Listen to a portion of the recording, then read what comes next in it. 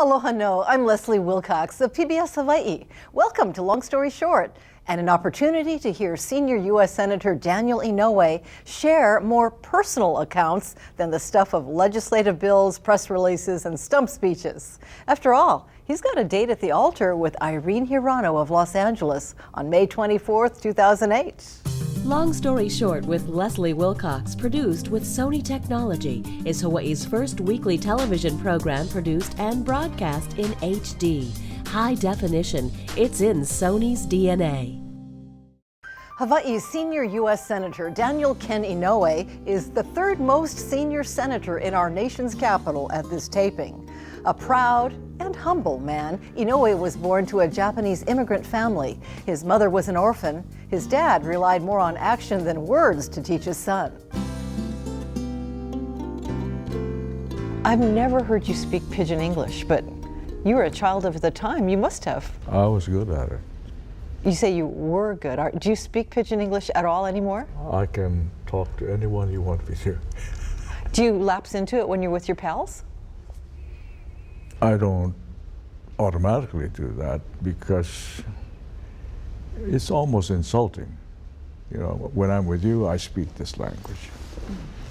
But if I want to get a point across, and one thing about Pidgin, it's a shortcut in many ways, and it gets to the point.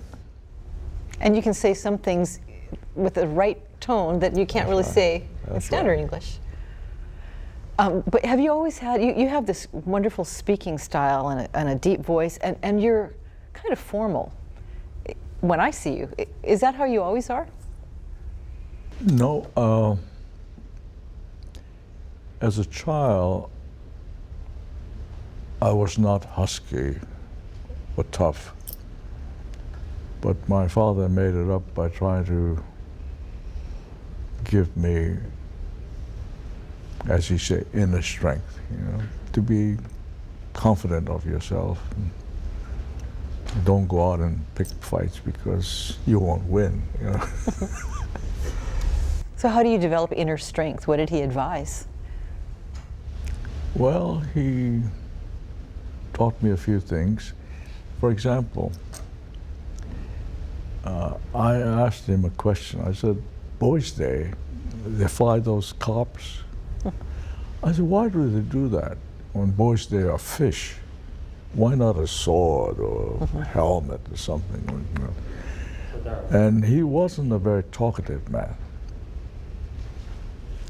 He said, come with me, King. And he got one of those tubs, the kind of washing tubs, burlap bag, a rope, put it in the back seat, and we went to Chinatown. And at some of the Chinese stores, they were selling live carp. It's in a little box, and live ones flapping around. So he filled the tub with some water, about 6 inches, and he bought one, and he struggled, got wet while the fish is just shaking all over the place. And he finally got it in the pail, covered it up with the burlap bag, tied, and carried it in. Got home, and he took it out of the car and put it on the counter, kitchen counter. He says, now watch. Takes off the burlap bag, the fish is flapping around. He has a cutting board and a knife. He takes the fish, he puts it on the cutting board after flapping all. Once he puts it off, he takes his hand away and the fish is lying, not moving. Then he puts 2 fingers on the head and with the knife, and the fish is not struggling. He cuts it, pours salt on it, and the parts shake. This fish fights for his life. But once he knows that he is defeated, he dies with grace and honor. What can I say? I've heard you say that you are very fortunate to have had a good family, and I'm wondering if you can tell us about your parents. Well, my mother was an orphan at the age of 4. Her mother died at childbirth, so she never met her mother. There were plantation workers in Lahaina, lived in the village of Pukoli, and when she found herself an orphan at 4, one neighbor would take her in for 2 weeks, another one for another 2 weeks. About a month later, a young Hawaiian couple came by, native Hawaiians, and they inquired, "Where's the Kepani go?" And they pointed out my mother. And they just, without fanfare, took her hand and said, "Come home with us."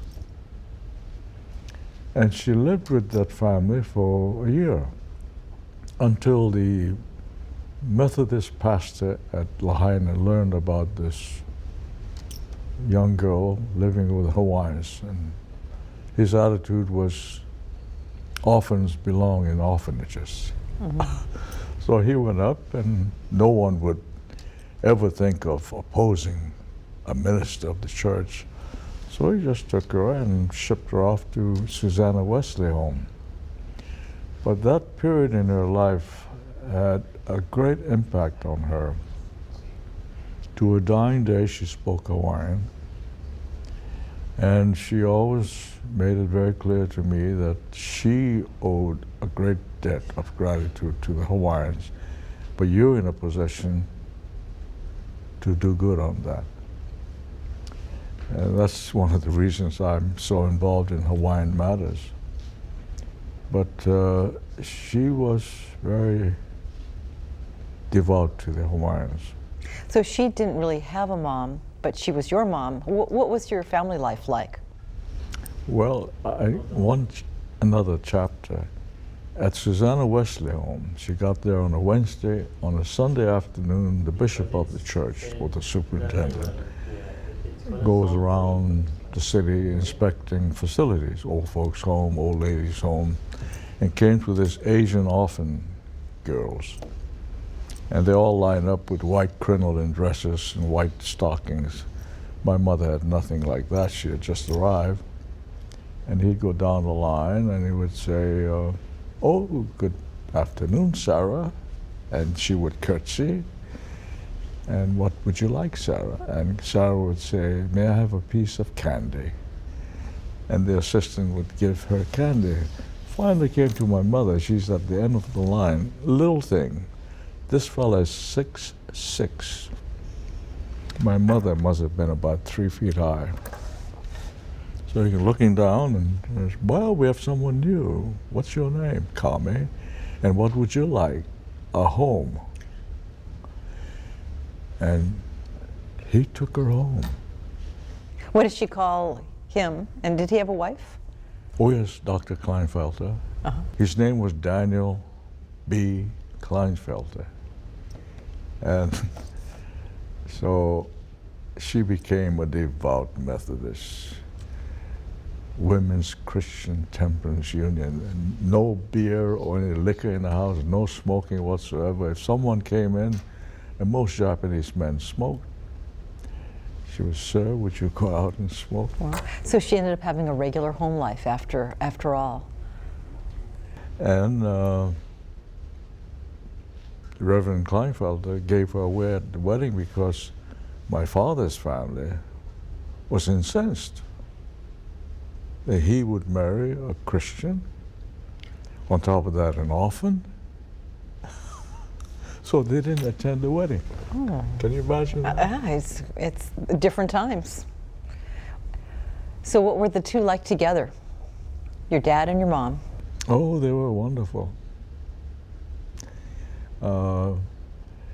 My mother used to always tell me, and my father would say, He wanted a date to take her to lunch. And my mother, in her sweet voice, said, "Oh, I'd love to go to lunch with you, but first you get baptized." That's the rule of the house, you know. Did your dad, was he old school, didn't really say much, led by example, or did he sit you down for talks about, "Son, here's what I'd like to see, here's what's important"? He was a busy fellow. He was the eldest of the eldest, sixth generation, and I'm the seventh. So he spent much of his time preparing me for clan leadership. Clan leadership? Yeah. See, my grandfather was the eldest. His son, my father, was the eldest, and I'm the eldest. It was 7 generations. And in the village, Fukuoka, that meant a lot. So you were going to be a leader of some kind. Of the family. What do you find out about human nature during combat, which many people will never experience and never understand? Number one, all of us are afraid. If you're not, something's wrong with you. And number two, we're constantly thinking about the folks at home, girlfriend or what have you. But number three, in our case, it was something else. I can't speak for the non-Japanese, maybe they're the same. The morning, early morning, that we were supposed to attack for the first time in our career, crossed the line of departure at 6:30 in the morning. You know, the clock is ticking. So here I am with my squad. I'm the assistant squad leader. And I said, can I ask all of you a question? He said, go ahead. So what were you thinking about last night? Because today, some of us may not come back, some of us may get hurt. And all of them gave me the same answer in different ways, such as, I hope I don't bring shame. Yeah, I don't want to be a coward. You know. And few would say, I don't want to dishonor my family or my country. But it was all the same thing. Did you feel that way as well? Oh, absolutely. After he returned to Honolulu after the war, young Dan went to college on the GI Bill and met his future wife, Maggie Awamura, at the head of the class. She was an educated woman, and in 1947 she had a undergraduate degree from UH, and she'd gone to New York's Columbia University as well for a master's. In those days, it was a rare thing. So, when I came back to resume my studies, freshman class, I finished one semester, so I'm still a freshman. She was an instructor here. so the teacher was dating a student in the school. Absolutely. And when we got married, just before we got married, she was preparing for a doctorate, you know. And I thought, well, she wants to stay here. She said, absolutely not. I'm your wife, I'm going to be with you. Was it love at first sight? I saw her in a parking lot where Hawaiian Village is now. There used to be a little house, old house, where a combo used to play, a jazz combo. And I was getting into the parking space to go home, and here she was in a car, sitting in the car, and a friend of mine said, Dan, I want you to meet my girlfriend. Uh-oh. And I knew him very well. I said, I'd love to. And he brought me, and she sits in the car, looks out. I looked at her, and I said to myself, Ed, you just lost her. I take it you and he were not good friends after that? He understood. See, what had happened, Maggie was prepared to attract a good man. There were 6 girls in the family. Her father was the last in line, Awamura. After him, the line ends. So she had to learn how to dance, play a Japanese musical instrument, koto, tea ceremony, flower arrangement, cooking, sewing. This is a traditional way to prepare yourself. 5 families had submitted bids, nakodo, saying that I represent a certain family and this family has a son who'd like to meet your daughter. And arrangements are made, and that was one of the nights.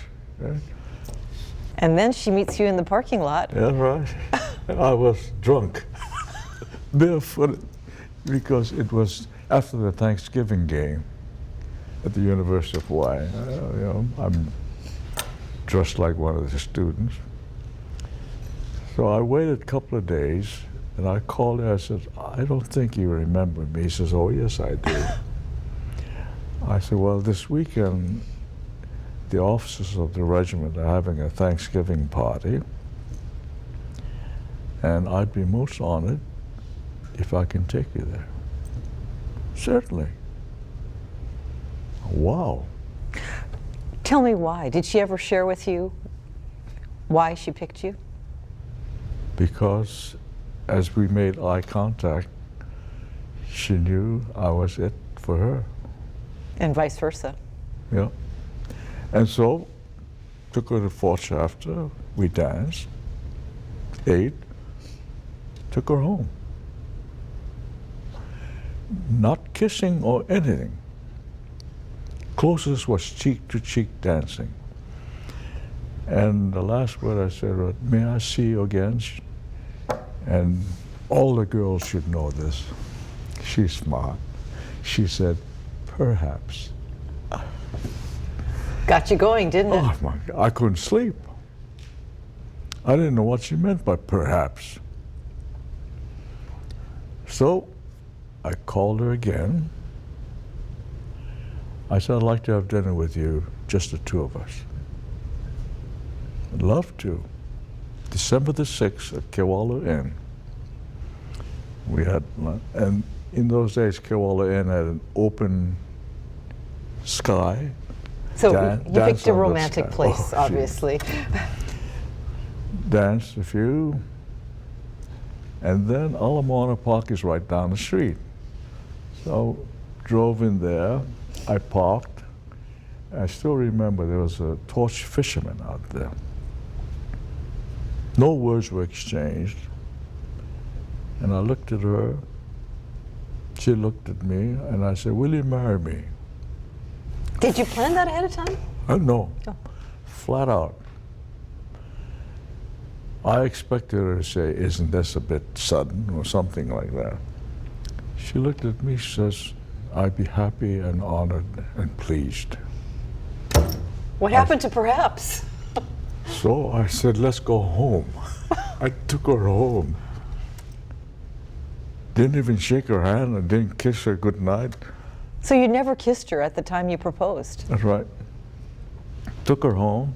I went home, and my mother was in the living room. She had finished her chores of the day, reading the paper. She looked up at me and says, did you fight? I said, no. What happened?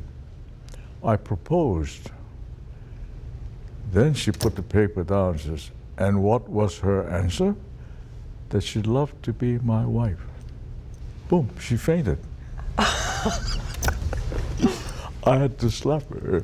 She got up again and said, what did she say? She would take me. And like a good Methodist, the next thing that came out of her mouth, we'll have to take her to church. I know your wife was a Methodist. Is that No, because of your mom? She was Congregationalist. Oh, became Methodist. Oh, yes. Oh, I see. Dan and Maggie Inouye were married for nearly 57 years and raised a son, Daniel Inouye Jr. In March of 2006, Maggie Inouye died of cancer. You know, the greatest moment with Maggie was 10 days before she died. I've never said this publicly. Imagine she's in the hospital, and I've got my bed nearby because I spent the last 3 weeks in hospital with her. And that night, my son was there, and she said, tell Kenny to go home. Yeah, he spends a couple of hours and then he goes home. But he was there for about an hour. So I said, Kenny, why don't you go home? Well, I don't want to go home. Please, Mother wants you to go home. Oh. So I get back to her. I said, what's up? She says, I'll be dead in 10 days. Just like that. I said, really? Yep.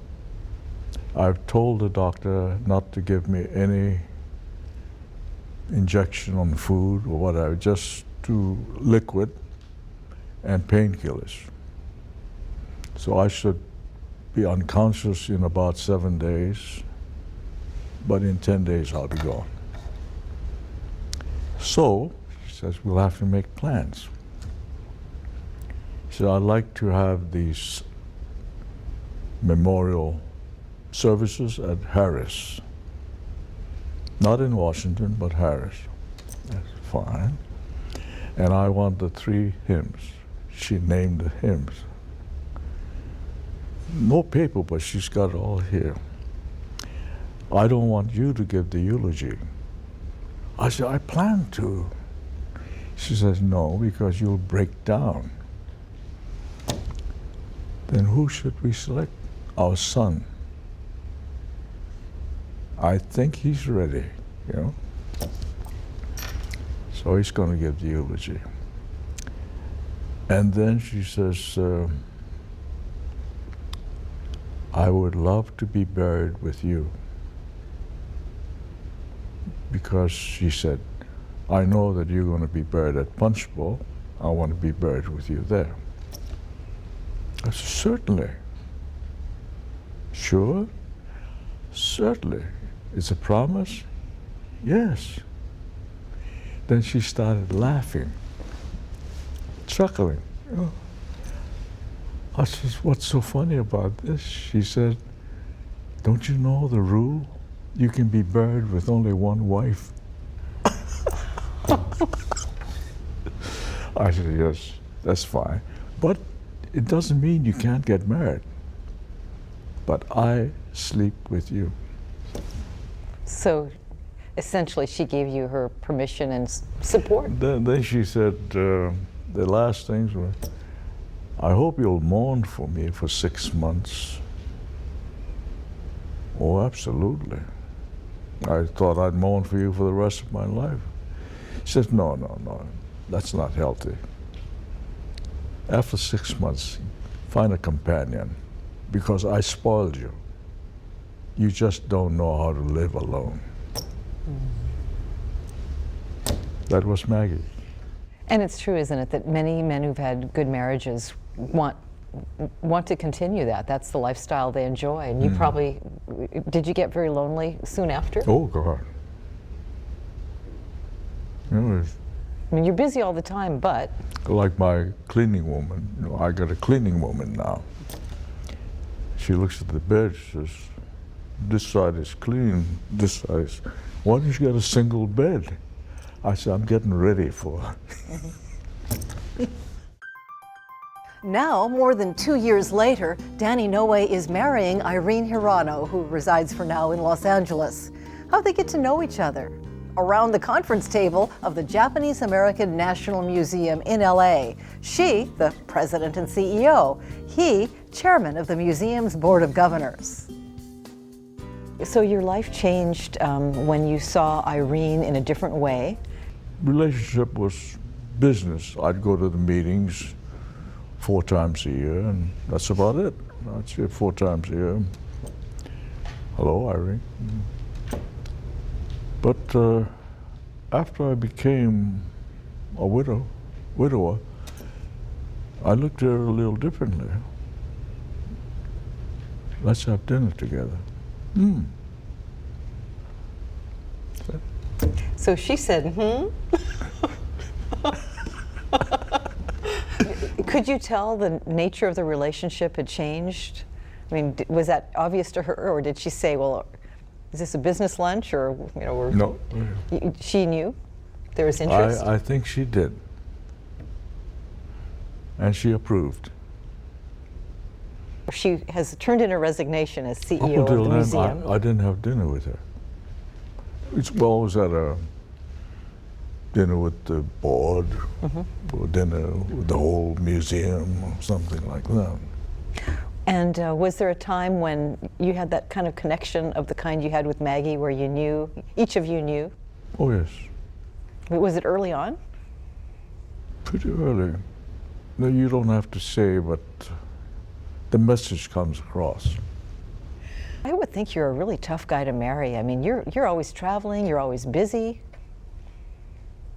So it takes a special woman. And I see that you like good-looking, highly educated, strong, and gracious women. Is that correct? That's about it. Anything else? Oh, she has to love me, naturally. And one that I'm able to love. I've been lucky. If you look at my life, throughout my life, at every juncture, something has happened. As we can see, much has happened during Danny Inouye's life. And as we talked weeks before his wedding, the distinguished senator seemed almost a little giddy. Being in love can do that. Mahalo to Senator Daniel K. Inouye, and to you for joining me for another Long Story Short. Please continue to visit our website and send us suggestions for future guests. I'm Leslie Wilcox of PBS Hawaii. Ahui ho kako. Long Story Short with Leslie Wilcox is produced in HD by PBS Hawaii with Sony technology. High definition. It's in Sony's DNA. Can I just ask you one thing? Yep. When I'm in Washington, I hear people say your name, and they always say Inouye, even people who know you really well. Do you ever want to say, it's Inouye? I never correct that. Never. It doesn't bug you just a little bit? No. I mean, in Washington, that's your name. I know they're calling me Inouye, Inaya. As long as they are talking with you, right? Yeah. Or about you. Mm-hmm.